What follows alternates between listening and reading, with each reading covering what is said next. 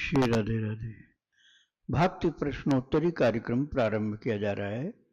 आइए हम भक्ति संबंधित प्रश्नों को श्रवण करें। श्री राधे राधे गुरु जी, आपके श्री चरणों में कोटि कोटि दंडवत प्रणाम। उषा अग्रवाल जी हैं दिल्ली से। इनका प्रश्न है, महिलाओं को 3 टाइम की संध्या किस किस में करनी चाहिए? श्री राधे राधे।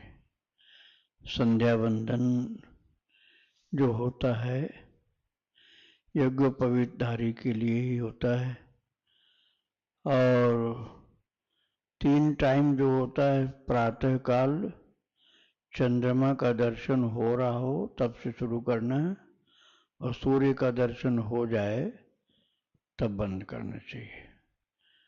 मध्याह्न काल में 12 बजे से 15 मिनट पहले और बाद तक, और शाम को सूर्य का दर्शन हो रहा तब शुरू करना है, और तारे निकल आवे तब तक करना है। लेकिन इन सब से अच्छा है कि आप भगवान का नाम जपिए। संध्या कर्मकांड के अंतर्गत है। आप भक्ति से प्रभु का नाम पुकारो, रो गाओ चिल्लाओ पुकारो, भक्त चरित्र सुनो, भगवान का चरित्र सुनो, भक्तों का चरित्र सुनो, भगवान का नाम खूब गाओ, जपो, रो, कीर्तन करो, नाचो, कूदो, लिखो।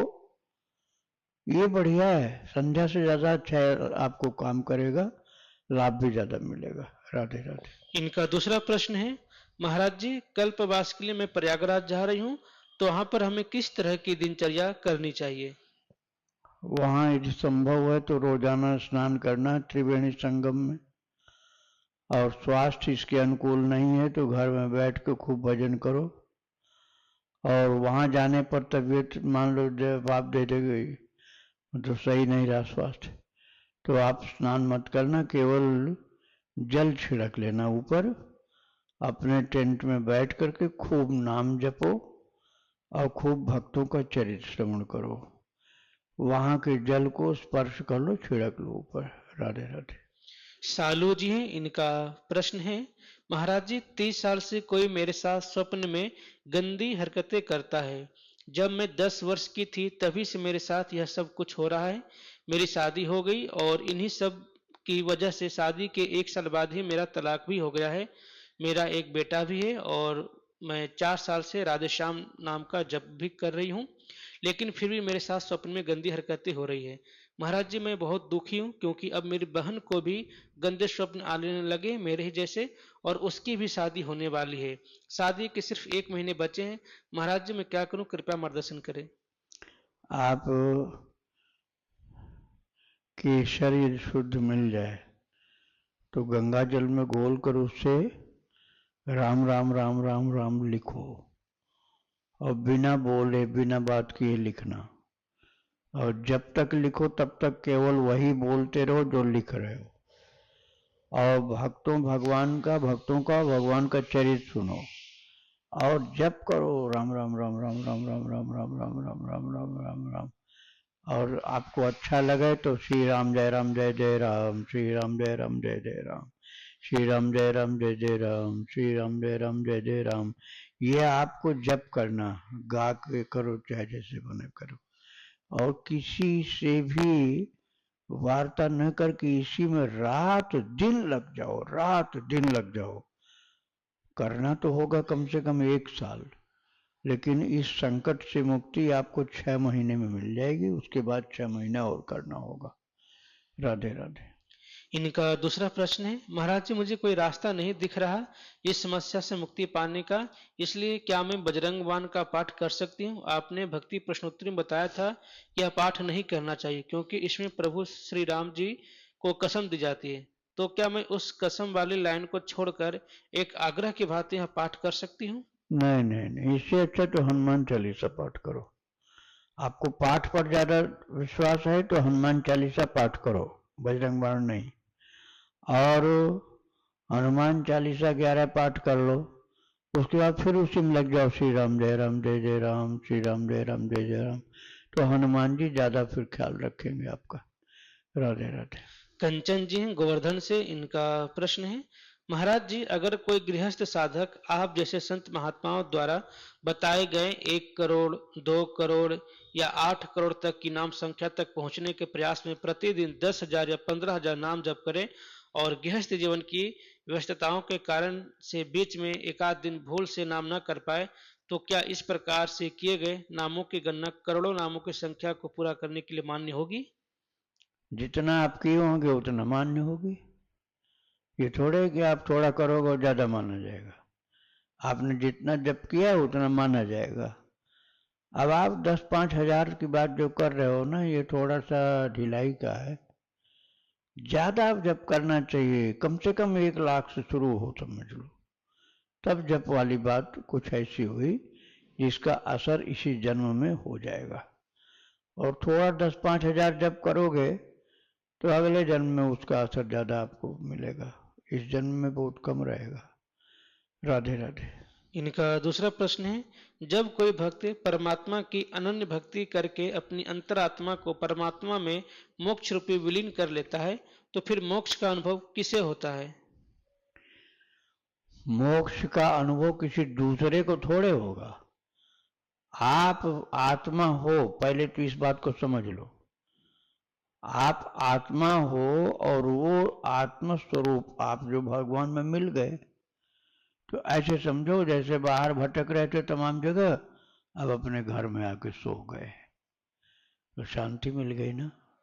बहुत भटके जंगल में, पहाड़ में, दुख दर्द सहन करते करते सीमा पार कर गए और बड़ा सुंदर महल मिल गया। वो बताया गया कि आपका घर है, अब ये आप ही का है, आपको कहीं जाना नहीं, सारी सुविधाएं भरपूर।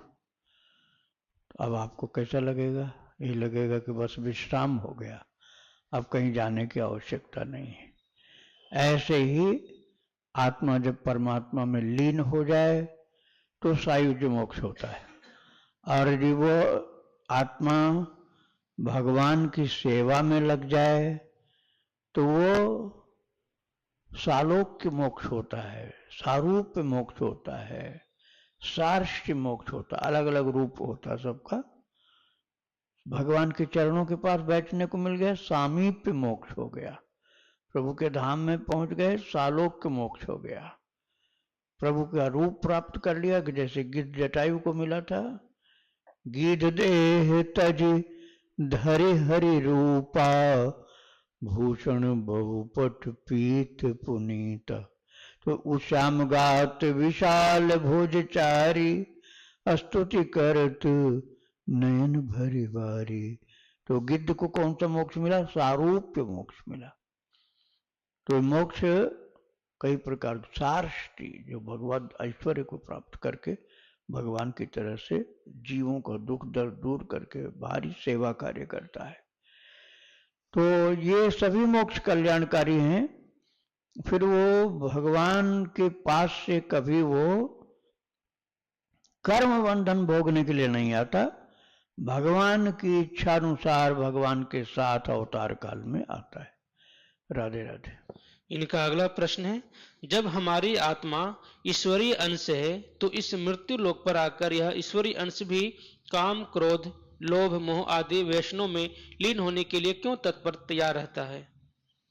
ईश्वरीय अंश है ये अभी आप बोल रहे हो, और थोड़ी देर में दक्षिणा कम ज्यादा मिले तो लड़ाई हो जाएगी। पैर नहीं छुए तो उस पर गुस्सा हो जाएंगे। किसी ने पैर नहीं छुआ तो उस पर गुस्सा हो गए। किसी ने डांट दिया तो उसके ऊपर चढ़ बैठे। डांटा कैसे? हम तुमसे छोटे हैं क्या? दुनिया भर की सारी सांसारिक जो कमियां हैं उसी को तो अपना स्वरूप माना, आत्मा मानते कहाँ हो? पंडित जी हैं तो बस पंडित जी हो गए भगवान साक्षात, प्रणाम सब करो, भले ही पंडिताई के कोई गुण नहीं हो। अरे सब तुम पंडित जी नहीं हो, यदि आत्मा हो तो। आत्मा अपने को शरीर है, तुम शरीर हो तभी तो पंडित मानते हो, ठाकुर मानते हो, छोटी बड़ी जाति मानते हो। क्यों मानते हो? शरीर को अपना रूप मानते हैं, शरीर को अपना रूप मानते हो ना। जब ये सारी जो मान्यताएं सांसारिक हैं इन सब से मुक्त हो जाओगे तब आत्मस्वरूप में स्थित हो पाओगे। तो अभी तो इस बंधन में पड़े हो, मैं मेरा तय तेरा, और यही है माया। स्वयं भगवान ने बताया लक्ष्मण जी को, मैं अरु मोर तोर तय माया, जहीं बस कीन्हे जीव निकाया। सारे जीव को बंधन में बांध रखा, मैं मेरा तय तेरा इसी ने। तो फिर हम, अरे हम काले, अब वो काला है, वो गोरा है, और वो स्त्री है, वो पुरुष है, वो खराब है, वो अच्छा है, और हम इतनी ऊंची जाति के, वो हमसे बहुत छोटा है। फिर काहे को आत्मा हुए? फिर तो शरीर रहे तुम। तो जब शरीर को स्वीकार करते हो अपना रूप, तो आत्मा की बात करना बेकार है। दास बनो भगवान का, भगवान का दास बनो, आत्मा मत बनो। भगवान का दास बन के सेवा करना शुरू कर दो। आत्मा की बात बोलना सरल है, आत्मा में स्थित होना कठिन है। सारे सांसारिक झगड़े लड़ाई इसी में पड़े रहते हैं, और अपने को आत्मा बता रहे हैं। तो ये थोड़ा सा नमक कम हो जाए तो चिल्ला पड़े, और थोड़ी सी चीनी ज़्यादा हो गई हमको मरीज बनाओगे। फिर आत्मा कहाँ हो तुम? तो शरीर बीमार हो फिर तो इससे अच्छा भगवान के दास बन जाओ। दास बन जाओगे, बंधन से मुक्त हो जाओगे। आत्मा बनोगे, झूठे बने हो तो कहाँ से मुक्त हो जाओगे? श्री राधे राधे। इनका आखिरी प्रश्न है, महाराज जी, इस अधम की भगवान शिव के 12 ज्योतिर्लिंग के दर्शनों की इच्छा है।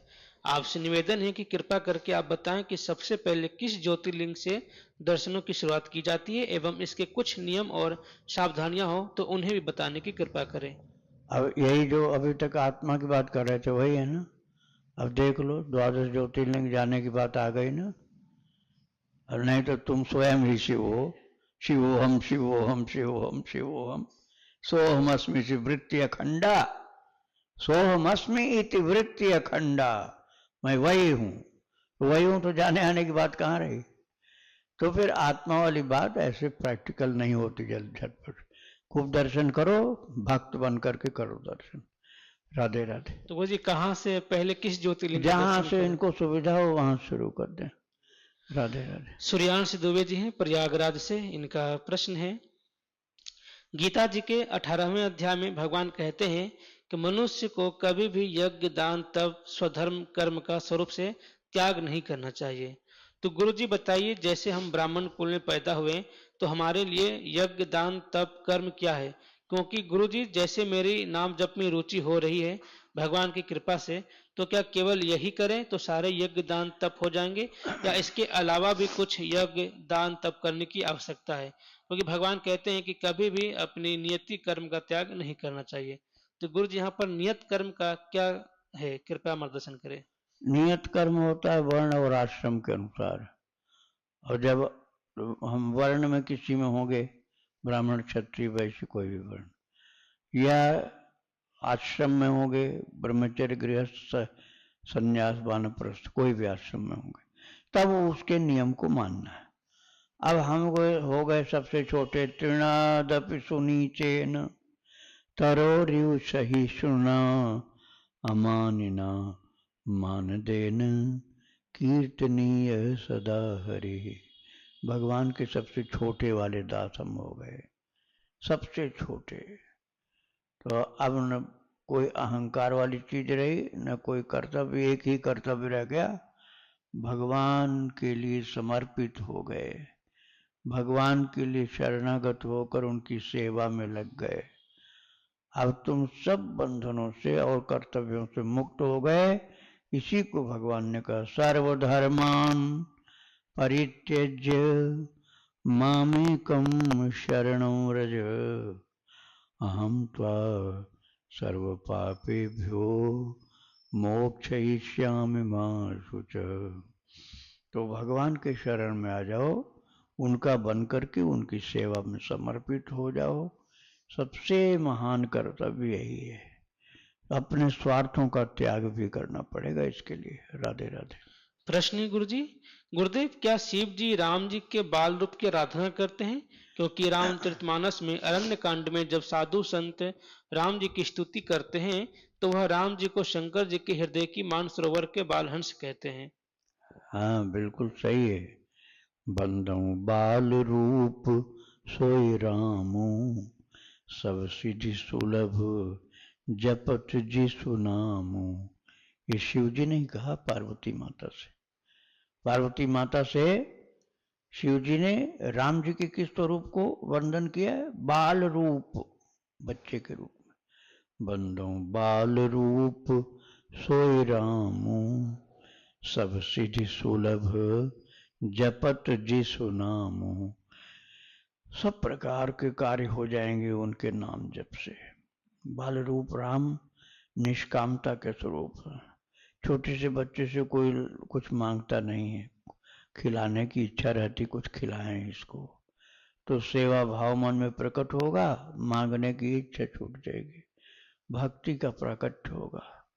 काकभूषुंडी के साथ तो छोटे से ठाकुर जी बन के खेलते हैं, काकभूषुंडी जी के साथ छोटे से, और 5 साल तक के होते तक ही रहते हैं काकभूषुंडी। बरस 5 तम रहूं लो भाई। अयोध्या जी में जब अवतार होता राम जी का, तो भूषुंडी जी कहते हैं गरुड़ जी महाराज से कि महाराज अवतार तो 11,000 साल के लिए हुआ, लेकिन मैं केवल 5 वर्ष रहता हूँ।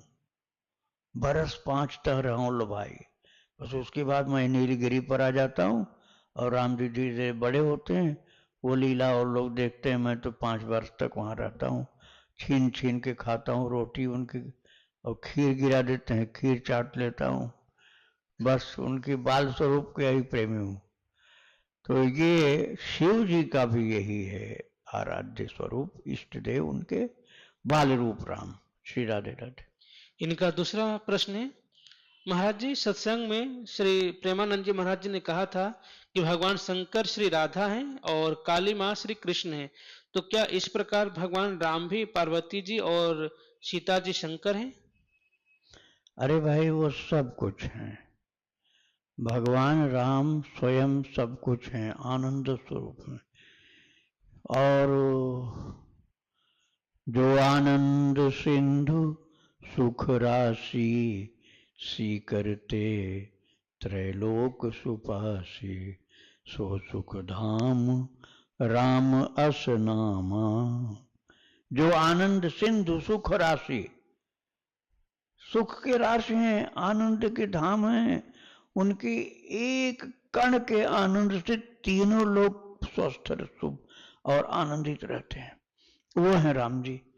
अब बताओ ऐसा कौन है जो सुख और आनंद नहीं चाहता हो? सदा मस्ती में जो रहना चाहता है वो सब राम जी का ही अंश हो गया। और राम जी स्वयं जब प्रकट होते हैं जिसके अंदर, वही आनंद का स्वरूप बन जाता है। तो इस तरह से सभी लोग भगवान राम जी के ही एक प्रकार से रूप हैं वेदांत सिद्धांत के अनुसार, और भक्ति के सिद्धांत के अनुसार सभी लोग भगवान के चरणों के दास हैं। श्री राधे राधे। पूर्वी जी हैं गुजरात से, इनका प्रश्न है, क्या एक से ज्यादा अनेक अलग अलग सिद्धों की चरण पादुका घर में रख सकते हैं, और चरण पादुका घर में रखने का मतलब उनकी उपस्थिति ही होती है? चरण पादुका श्रद्धा हो तो रख सकते हो, लेकिन अब रख तो लिया और मिट्टी तक नहीं पोंछते हो, धूल लगी रहती है, सफाई नहीं करते हो, आदर नहीं करते हो, फूल भी नहीं चढ़ाते, वंदन नहीं करते, तो बहुत सारी रखने पर भी कोई फायदा नहीं होगा। जिनमें आपकी सर्वाधिक श्रद्धा हो, आप चाहें तो रख सकते हैं उनके चरण पादुका। श्री राधे राधे। श्रुति जी हैं पंजाब से, इनका प्रश्न है, गोविंद गोविंद हरे मुरारे, गोविंद गोविंद मुकुंद कृष्ण, गोविंद गोविंद रथांग पाने, गोविंद दामोदर माधवेति। इसी नाम का जप और कीर्तन करती हूँ। इस कीर्तन के विषय में मैंने स्कंद पुराण में पढ़ा था इसलिए मैं केवल इसी नाम का जप करती हूँ, इसी का कीर्तन करती हूँ और आसन पर बैठकर ध्यान भी इसी पर लगाती हूँ। मुझे ऐसा लगता है कि एक ही नाम, एक ही भाव और एक ही स्मरण से साधना करना अधिक उचित है। इसलिए मैं हर कार्य करते समय भी मन ही मन कभी गाकर, कभी नाचते हुए, कभी करताल के साथ, कभी ताली बजाकर और कभी शांत होकर ध्यान में इसी नाम का जप और ध्यान करती हूँ। तो क्या केवल इसी प्रकार की निरंतर भक्ति और स्मरण से भगवान श्री कृष्ण मुझे अपने चरणों में स्थान देंगे? बिल्कुल सही हैं आप, अपनी जगह बिल्कुल सही हैं, आपको बदलने की जरूरत नहीं है। भगवान के चरित्र अर्थात उनकी लीलाएं भी सुना करिए, तो आपके अंदर प्रेम का प्रादुर्भाव हो जाएगा। करने वाला काम आप सही कर रहे हैं। आपको भगवान की सरस लीलाएं सुननी जरूरी है, तो आपकी प्रेम में बहुत सुंदर प्रगति हो जाएगी और आप एकदम सच्चे भगवत प्रेमी हो जाओगे। इसके लिए आप रसोपासना भक्ति आश्रम ये निकालिएगा, रसोपासना भक्ति आश्रम। उसमें 3 मुख्य हैं चरित्र, 3 प्रकार के। पहला है सख्य भाव का, जिसमें भगवान और उनके बाल सखा है, वो बहुत सारे खंड में है, भागों में है। उसके बाद गोपियों का कन्हैया, तो गोपियों के साथ उनकी लीलाएं बड़ी सुंदर सरस लीलाएं हैं। उसके बाद समापन में आता है वात्सल्य भाव, यशोदा मैया के साथ जो है कृष्ण का भाव। राधे राधे। सत्यजीत पात्रा जी हैं, इनका प्रश्न है, कृपया राधा तत्व के बारे में बताइए। श्री राधा रानी कौन है? क्या वे माता महालक्ष्मी के अवतार हैं? श्री रुक्मणी और राधा रानी में क्या कोई अंतर है या दोनों ही महालक्ष्मी के रूप हैं? सात्विक पुराणों और शास्त्रों में राधा रानी का नाम क्यों नहीं है? देखो भाई, सुखदेव जी ने तो इसलिए राधा जी का नाम नहीं लिया था कि राधा जी का नाम लेने पर सुखदेव जी को समाधि लग जाती थी और उनका एक लक्ष्य था कि हमको परीक्षित का उद्धार करना। और परीक्षित के उद्धार में एक व्यवधान था कि 7 दिन से ज्यादा उनको जीवित नहीं रहना। परीक्षित की आयु 7 दिन से अधिक थी नहीं, 7 दिन में ही उद्धार करना। सुखदेव जी के सम्मुख ये समस्या थी, ये जो समाधिस्थ हो गए तो पता नहीं समाधि कब टूटे, ऐसा ना हो कि 7 दिन बीत जाए तब समाधि टूटे। इसलिए समाधि न लग जाए, इस बात को सोच करके राधा जी की चर्चा वो नहीं करते थे, क्योंकि राधा जी के प्रेम में, प्रवाह में सुखदेव जी की समाधि लग गई तो कथा का मुख्य उद्देश्य जो था वो नहीं हल हो सकता था। तो आप युगल स्वरूप मानिए, जैसे लक्ष्मी नारायण हैं, जैसे सीता राम जी हैं, ऐसे राधा कृष्ण को मानिए और किसी झंझट में मत पड़िए आप। राधे राधे। इनका कुछ इसमें प्रश्न और भी था कि जैसे राधा रानी कौन है? क्या वे माता महालक्ष्मी के अवतार हैं? हाँ, लक्ष्मी महालक्ष्मी के अवतार हैं, सीता जी के अवतार हैं और स्वयं राधा रानी कृष्ण का भी स्वरूप है, कृष्ण का भी एक स्वरूप है। आगे बोल रहे हैं गुरु जी कि श्री रुक्मणी और राधा रानी में कोई अंतर है या दोनों ही महालक्ष्मी के रूप हैं? दोनों ही लक्ष्मी के स्वरूप हैं, बस ये है एक में प्रेम की प्रधानता है और एक में ऐश्वर्य की प्रधानता है। जो राधा रानी, इसमें प्रेम की प्रधानता है और रुक्मिणी माता में ऐश्वर्य की प्रधानता है। हैं दोनों लक्ष्मी जी। राधे राधे। नंदलाल जी हैं, राजस्थान सवाई माधोपुर से, इनका प्रश्न है, भक्ति कितने प्रकार के हैं? भक्ति अनंत प्रकार की है, आप उनमें से जो भी प्रकार चयन कर पाएंगे उसी से कल्याण हो जाएगा। वैसे 5 प्रकार के रस माने जाते हैं, अब उन 5 से अलग भी आप अपना रस स्वीकार कर सकते हो। 5 प्रकार के रस में से शांत रस, जैसे राजा और प्रजा के बीच बहुत अच्छा राजा हो तो प्रजा भी बहुत प्यार करती है, राजा भी बहुत चाहते हैं उसको, ये शांत रस है। दास्य रस है, हमारे प्रभु हमारे स्वामी, हम उनके दास। इसके बाद तीसरा आया सख्य रस, हम दोनों मित्र हैं। और चौथा आया वात्सल्य रस। हमारा लाला है वो, कन्हैया हमारा लाला है, चौथा हो गया वात्सल्य। और माधुर्य पांचवा, जिसमें प्रिया प्रियतम का भाव। लेकिन इसके अलावा भी आप भाव आपका कुछ बनता है। जैसे द्रौपदी जी का था, द्रौपदी कृष्ण को भाई मानती थी, द्रौपदी कृष्ण को भाई मानती थी। और महाराज भगवान तो ऐसे कृपालु हैं कि वो सेवक भी बन जाते हैं। एकनाथ जी के यहाँ 12 साल सेवक बन के रहे, शिखंडिया नाम से। कितने कितने भक्तों के यहाँ सेवक बन के रहे, कितने के यहाँ मालिक बन के रहे, कितने के यहाँ पिता बन के रहे, कितने के यहाँ माता बन के रहे। अनंत भाव, इसलिए मैंने कहा भक्ति का अनंत स्वरूप है, लेकिन मुख्य 5 स्वरूप माना जाता है। राधे राधे। इन्हीं का दूसरा प्रश्न गुरु जी, नाम जप साधना है, भक्ति है या तपस्या है? नाम जप साधना भी है और साध्य भी है, दोनों।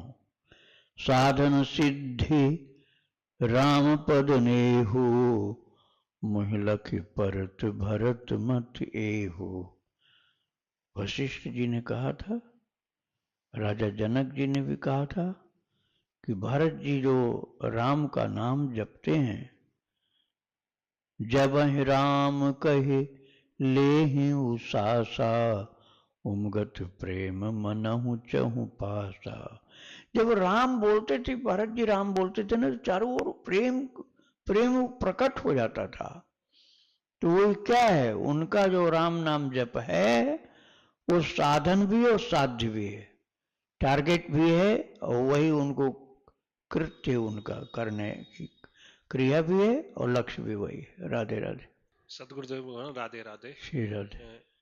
गुरुजी, पैर में घुटने में दिक्कत की वजह से परिक्रमा नहीं कर पा रहा हूँ, डॉक्टर ने बिल्कुल मना कर दिया, तो क्या करूं? आप परिक्रमा की रज ले आइए, परिक्रमा की रज माथे से लगा कर लीजिए, सुबह शाम प्रणाम कर लीजिए और मानसिक परिक्रमा करिए।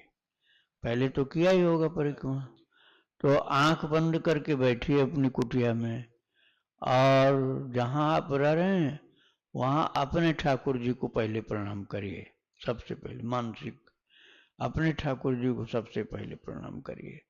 इसके बाद परिक्रमा में पहुंच जाइए मन से और दंडवत करिए, और जहां जहां अच्छा लगे वहां वहां दंडवत करिए और चलते जाइए। हर परिक्रमार्थी को दंडवत करिए, प्रणाम करिए, सब मंदिरों को दंडवत करते जाइए मानसिक रूप से। और इस प्रकार से सब जगह का मानसिक दर्शन भी करना, मानसिक प्रणाम भी करना, और परिक्रमा पूर्ण करके फिर जितनी देर लग जाए, अच्छी बात है, खूब मन लगा करना चाहिए। तो आ करके फिर अपने ठाकुर जी को प्रणाम करके कुछ उनको खिलाइए पिलाइए, झूला झुलाइए, प्यार करिए गोद में लेकर के, जैसा समय हो उस हिसाब से। श्री राधे राधे। चुरू राजस्थान से गुरु जी का प्रश्न है, श्री राजेंद्र दास जी के प्रवचन में सुना है कि वो दीक्षा के समय में जो नियम देते हैं उनमें 10 माला मूल मंत्र, 4 माला मूल मंत्र गौरक्षार्थ, 5 माला जानकी जी का, और 1 माला शरणागति मंत्र का, और 1 माला चरम मंत्र। तो महाराज जी, इनमें रामानंदी संप्रदाय में जो षडाक्षरी मंत्र दिया जाता है वह मूल मंत्र है या चरम मंत्र, और शरणागति मंत्र कौन सा है? शरणागति मंत्र जो होता है, गीता जी के अनुसार है, सर्वधर्मान परित्यज्य मामेकम शरणं व्रज, अहम त्वा सर्व पापेभ्यो मोक्षयिष्यामि मा शुचः। और वाल्मीकि रामायण के अनुसार शक्रदेव प्रपन्नाय तवास्मीति च याचते, अभयं सर्वभूतेभ्यो ददाम्ये तद्व्रतं मम। ये वाल्मीकि रामायण के अनुसार दोनों ही वैष्णव के लिए है। आप दोनों में से कोई भी करें अच्छा रहेगा। और जो मंत्र हैं, दीक्षा मंत्र जो जपने वाले हैं, वो आपके गुरुदेव ने जो दिया है आपके लिए वही अच्छा है। मैं उस विषय में ये नहीं कह सकता हूं कि कौन सा ज्यादा अच्छा कौन सा कम अच्छा है, क्योंकि वो संत लोग अपने अनुभव के अनुसार दीक्षा का मंत्र दिया करते हैं, कोई संप्रदाय के अनुसार, कोई भाव के अनुसार, तो उसको स्वीकार करना शिष्य के लिए सबसे बढ़िया रहता है, कर्तव्य उसका। राधे राधे। वृंदावन विहारी लाल की जय। राधा रानी की जय। श्री गुरुदेव भगवान की जय। श्री राधे राधे।